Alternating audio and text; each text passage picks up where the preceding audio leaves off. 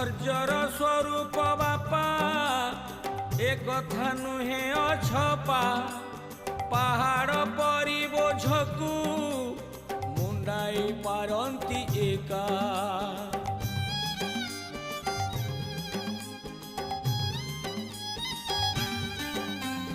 मुंड झाड़ तुंडे मारी भूली निज सुख सिरी संतानर सुख पाई जीवन को दिए सारी